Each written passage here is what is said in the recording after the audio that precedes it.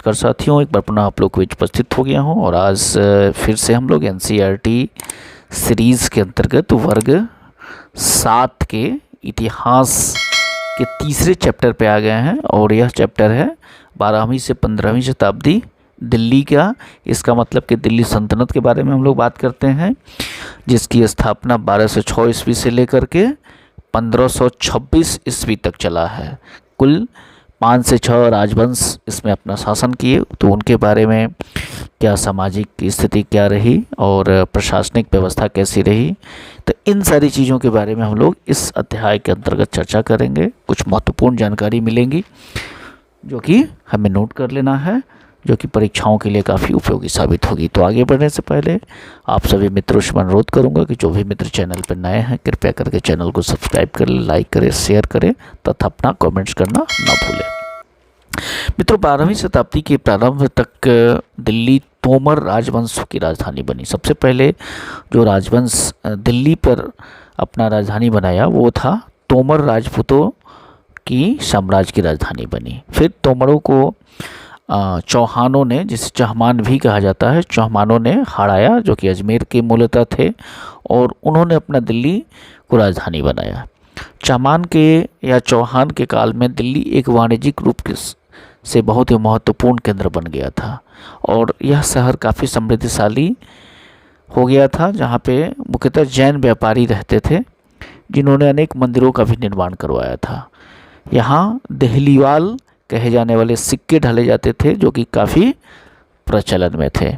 तो ये तो हुआ दिल्ली के बारे में जानकारी। अभी हम लोग का जो मूल पार्ट है, जो मूल ये चैप्टर है, वो दिल्ली सल्तनत के बारे में है।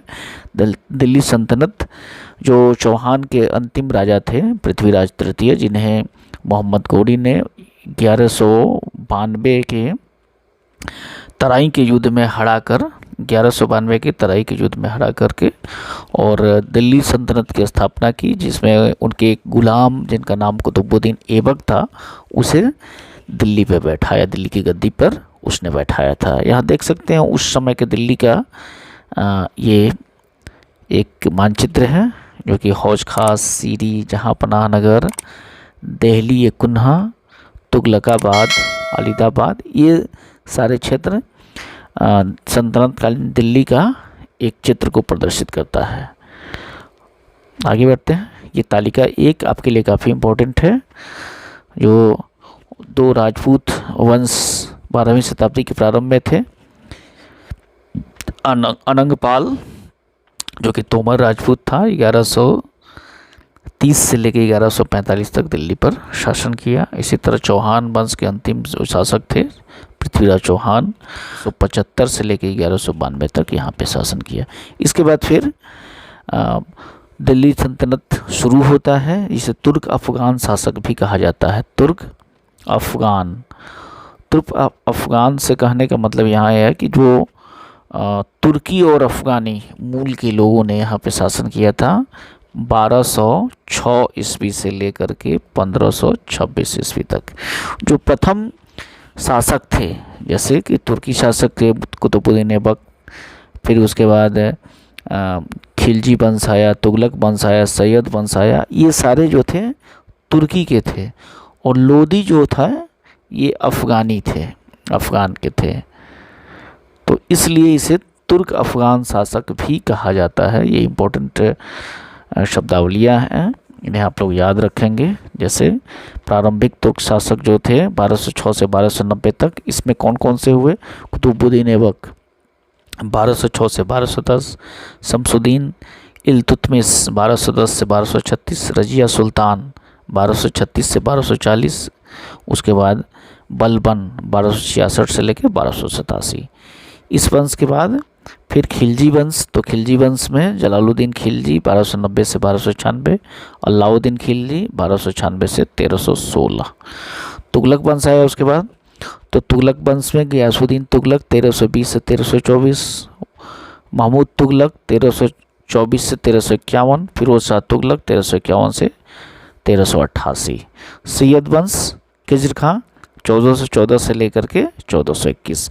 उसके बाद अंत में लोदी वंश आया, जो कि 1551 से लेकर के 1526 तक। 1526 में बाबर ने जो अंतिम राजा थे, लोधी वंश के शासक थे इब्राहिम लोधी, उन्हें हराकर भारत में मुगल साम्राज्य की स्थापना की। आगे बढ़ते हैं।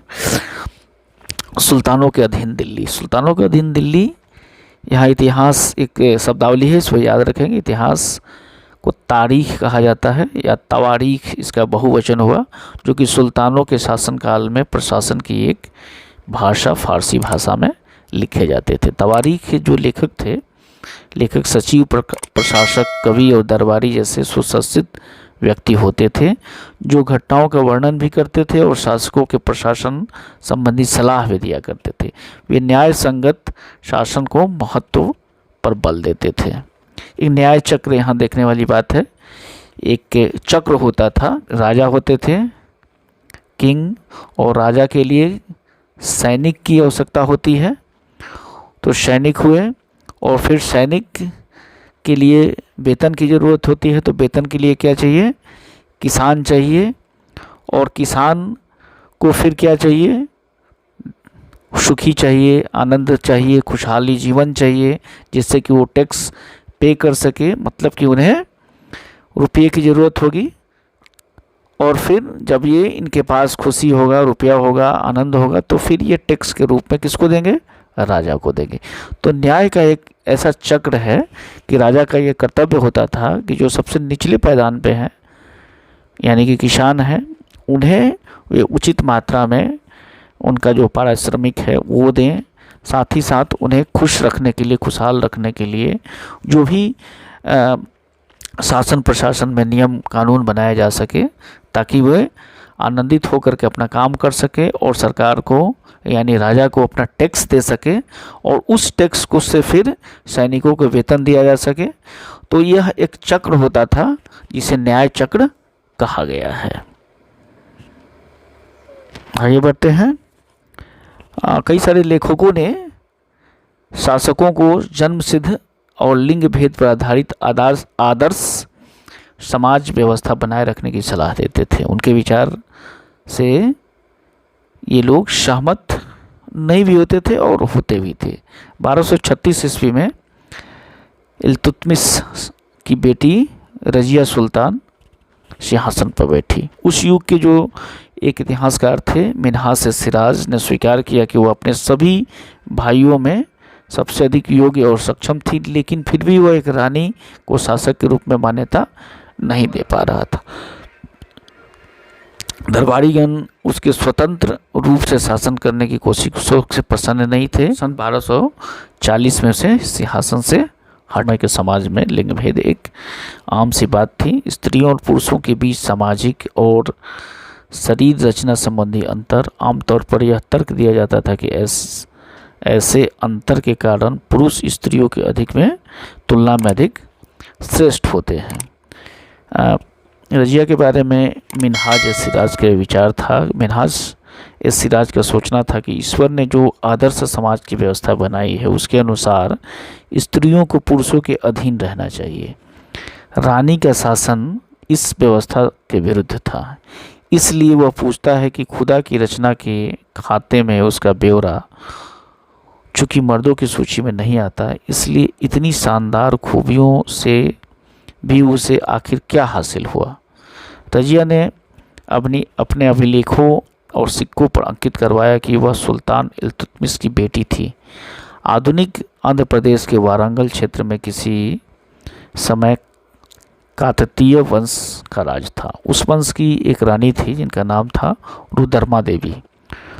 रुद्रमा देवी जो कि 1262 से लेकर के 1289 तक इनका शासन रजिया के व्यवहार के बिल्कुल विपरीत था। रुद्रमा देवी ने अपने लेखों में अपना नाम पुरुषों जैसा लिखवाकर अपने आप को पुरुष होने का भ्रम पैदा किया था। एक और महिला शासक थी कश्मीर की रानी दिद्दा, जो कि 980 से लेकर के 1003 तक उनका शासन था। उनका नाम दीदी यानी बड़ी बहन से निकला है। जाहिर है कि प्रजा ने अपने प्रिय रानी को यह स्नेह भरा संबोधन दिया होगा। खिलजी और तुगलक वंश के अंतर्गत प्रशासन। दिल्ली सल्तनत जैसे विशाल साम्राज्य के समेकन के लिए विश्वसनीय सूबेदारों और प्रशासकों की जरूरत थी। दिल्ली के आरंभिक सुल्तान विशेषकर इल्तुतमिश सामंत और जमींदारों के स्थान पर अपने विशेष गुलामों की सूबेदार नियुक्त करना अधिक पसंद करते थे। इन गुलामों को फारसी में बदंगा कहा जाता था तथा इन्हें सैनिक सेवा के लिए खरीदा जाता था।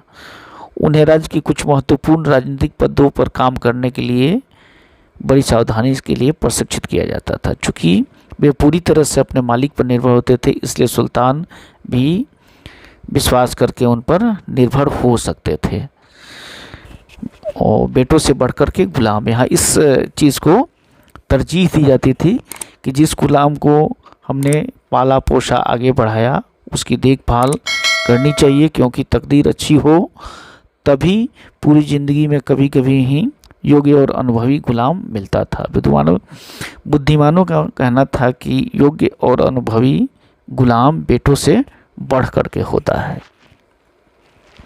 खिलजी और तुगलक शासक बदंगा का इस्तेमाल करते रहे और साथ ही अपने आश्रित निम्न वर्ग के लोगों को भी उच्च राजनीतिक पदों पर बिठाते रहे। सुल्तान महमूद तुगलक के अधिकारीगण, उस समय महमूद तुगलक के समय अधिकारीगण कैसे थे? तो सुल्तान महमूद तुगलक ने अजीज़ खुमार नामक एक कलाल मतलब होता है कि शराब बनाने वाला तथा बेचने वाला, फिरजू हजाम यानी कि नाई, मनका तबाक नामक बावर्ची और लड्ढा और पीरा नामक मालियों को उच्च प्रशासनिक पदों पर बैठाया था। 14वीं शताब्दी के मध्य में इतिहास याउद्दीन बर्नी ने इन नियुक्तियों का उल्लेख सुल्तान के राजनीतिक विवेक के नाश और शासन की अक्षमता के उदाहरण के रूप में प्रस्तुत किया है। हालांकि आज के परिप्रेक्ष्य में अगर देखा जाए तो महमूद तुगलक जो थे वो उनके इस कार्य को काफ़ी सराहना किया जाएगा, क्योंकि उन्होंने समाज के उस तबके को योग्य व्यक्तियों को आगे बढ़ाया जो कि आमतौर पर उपेक्षित माना जाता है।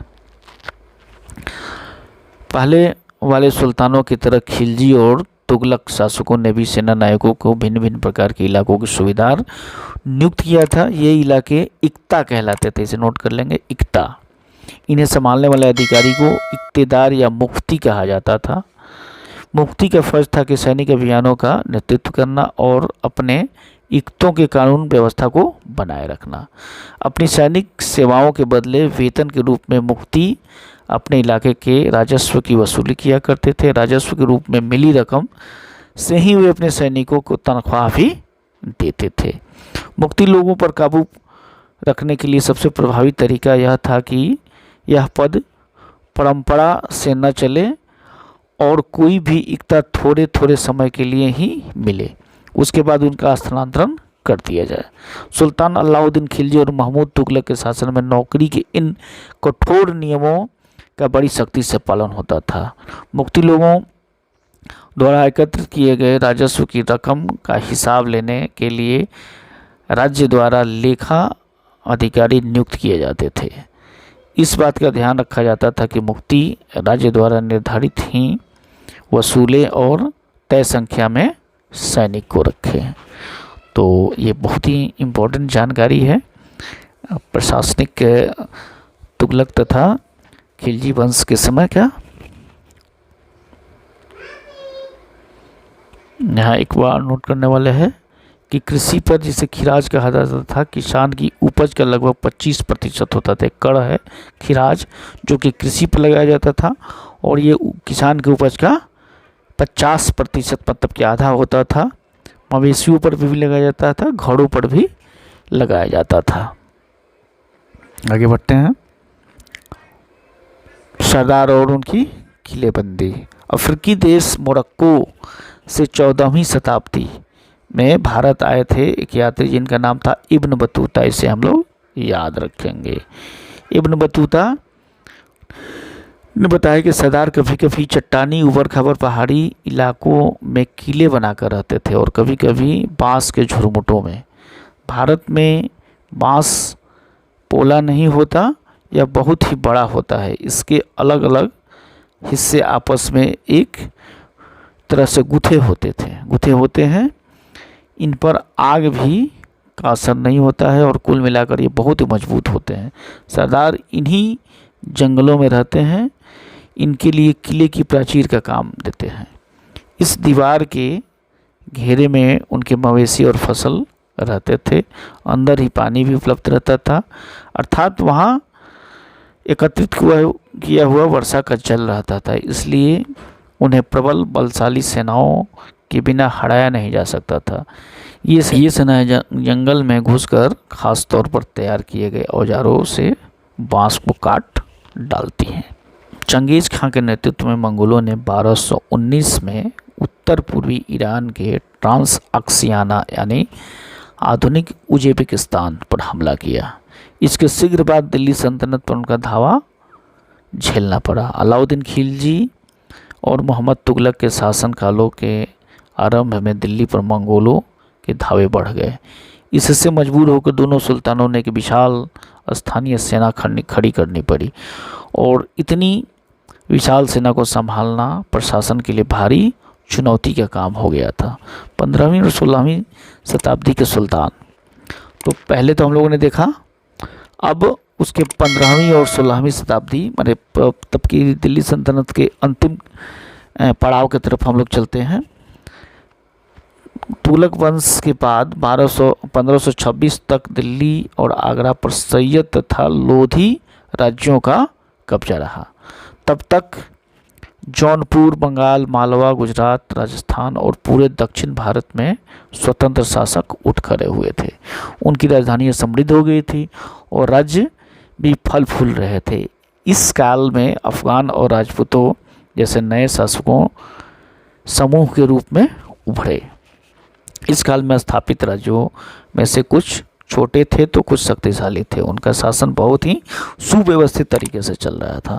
इसमें एक प्रमुख थे शेर शाह सूर, जो कि 1540 से लेकर 1545 तक शासन किया था।